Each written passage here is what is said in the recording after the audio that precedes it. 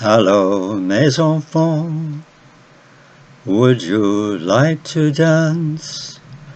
Dance until the morning, without a backward glance. My profession satisfied most happily that vocation for summits. It cleansed me of all bitterness towards my neighbour, whom I always obliged without ever owing him anything. It set me above the judge, whom I judged in turn, above the defendant whom I forced to gratitude. Just consider this, cher monsieur. I lived with impunity. I was concerned in no judgment.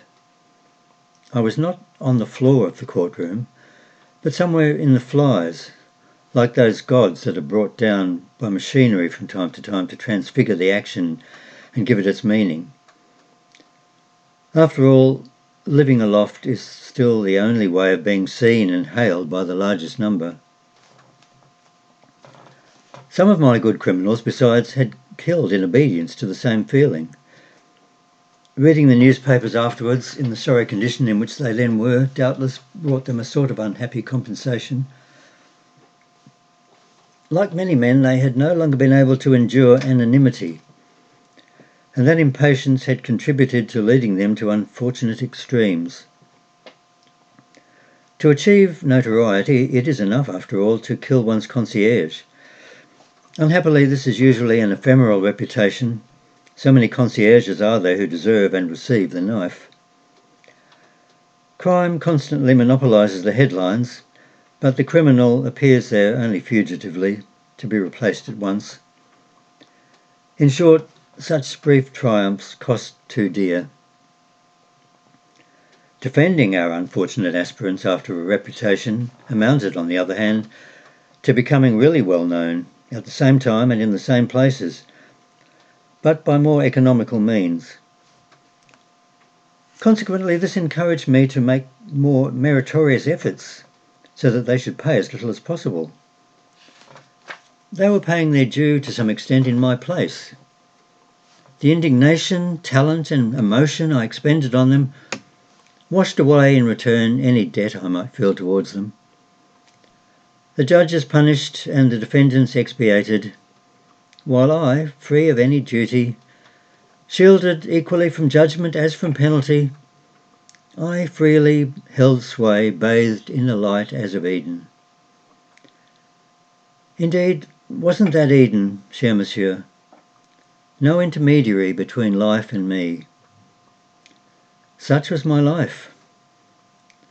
I never had to learn how to live. In that respect, I already knew everything at birth. Some people's problem is to protect themselves from men, or at least to come to terms with them.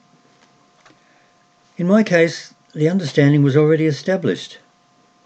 Familiar when it was appropriate, silent when necessary, capable of a free and easy manner as readily as of dignity, I was always in harmony. Hence my popularity was great, and my successes in society innumerable. I was acceptable in appearance. I revealed myself to be both a tireless dancer and an unobtrusively learned man. I managed to love simultaneously, and this is not easy, women and justice. I indulged in sports and the fine arts. But enough. I'll not go on, for fear you might suspect me of self-flattery. But just imagine, I beg you, a man at the height of his powers, in perfect health, generously gifted, skilled in bodily exercises as in those of the mind, neither rich nor poor, sleeping well, and fundamentally pleased with himself, without showing this otherwise than by a happy sociability. You will readily see how I can speak, without immodesty, of a successful life. Yes, few creatures were more natural than I. I was altogether in harmony with life, fitting into it from top to bottom, without rejecting any of its ironies, its grandeur, or its servitude. In particular, the flesh, matter, the physical in short, which disconcerts or discourages so many men in love or in solitude, without enslaving me, brought me steady joys. I was made to have a body.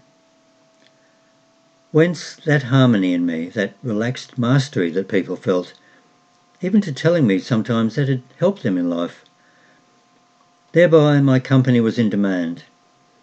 Often, for instance, people thought they had met me before. Life, its creatures and its gifts, offered themselves to me, and I accepted such marks of homage with a kindly pride. To tell the truth, just from being so fully and simply a man, I looked upon myself as something of a superman. I was of respectable but humble birth. My father was an officer. And yet, on certain mornings, let me confess it humbly, I felt like a king's son or a burning bush.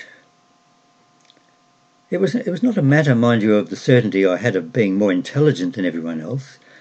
Besides, such certainty is of no consequence because so many imbeciles share it. No, as a result of being showered with blessings, I felt, I hesitate to admit, marked out, personally marked out among all, for that long and uninterrupted success. This, after all, was a result of my modesty.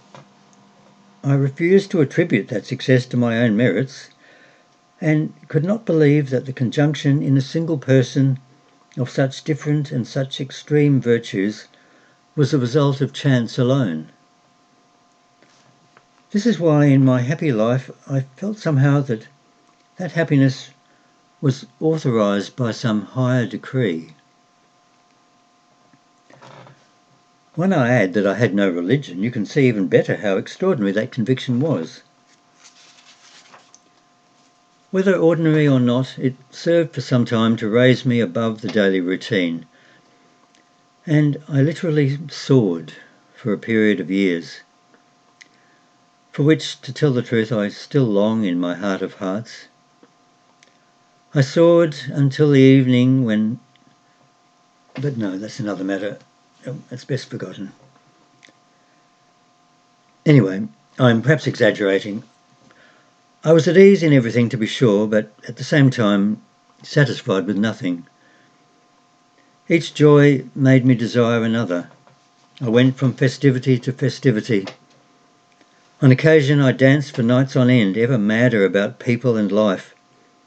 At times, late on those nights, when the dancing, the slight intoxication, my wild enthusiasm, everyone's violent unrestraint, would fill me with a tired and overwhelmed rapture, it would seem to me, at the breaking point of fatigue and for a second's flash, that at last I understood the secret of creatures and of the world. But my fatigue would disappear the next day, and with it the secret. I would rush forth anew. I ran on like that, always heaped with favours, never satiated, without knowing where to stop, until the evening rather, when the music stopped and the lights went out. The gay party at which I had been so happy. But allow me to call on our friend, the primate. Nod your head to thank him, and above all, drink up with me. I need your understanding. I see that this declaration amazes you. Have you never suddenly needed understanding, help, friendship? Yes, of course. I have learned to be satisfied with understanding. It is found more readily, and besides, it's not binding. I beg you to believe in my sympathetic understanding. In the inner discourse always precedes immediately. And now let's turn to other matters. It's a board chairman's emotion. It comes cheap after catastrophes. Friendship is less simple. It is long and hard to obtain. But when one has it, there's no getting rid of it. One simply has to cope with it. Don't think for a minute that your friends will telephone you every evening as they ought to in order to find out that if this doesn't happen to be the evening when you are deciding to commit suicide, or simply whether you don't need company, whether you are not in the mood to go out. No, don't worry, they'll ring up the evening you are not alone, when life is beautiful. As for suicide, they would be more likely to push you to it, by virtue of what you owe to yourself, according to them. May heaven protect us, cher monsieur, from being set on a pedestal by our friends. Those whose duty is to love us, I mean relatives and connections, what an expression. Oh, another matter. They find the right word, of course, and it hits the bullseye. They ring up as if shooting a rifle, and they know how to aim. Oh, the Bazanes. What? What evening? I'll get to it. Be patient with me. In a certain way, I am sticking to my subject with all that about friends and connections.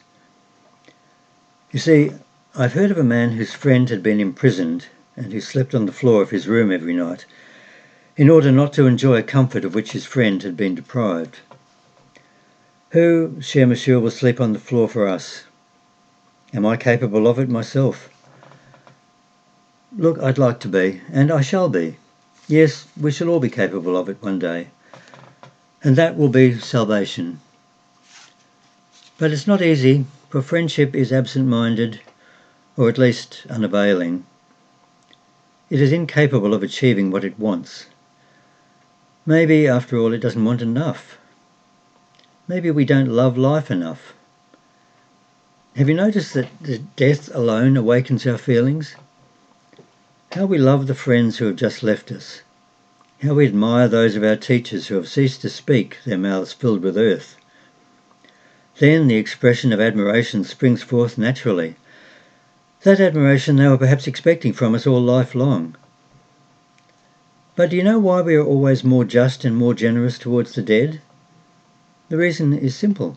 With them, there is no obligation. They leave us free, and we can take our time. Fit the testimonial in between a cocktail party and a nice little mistress, in our spare time, in short.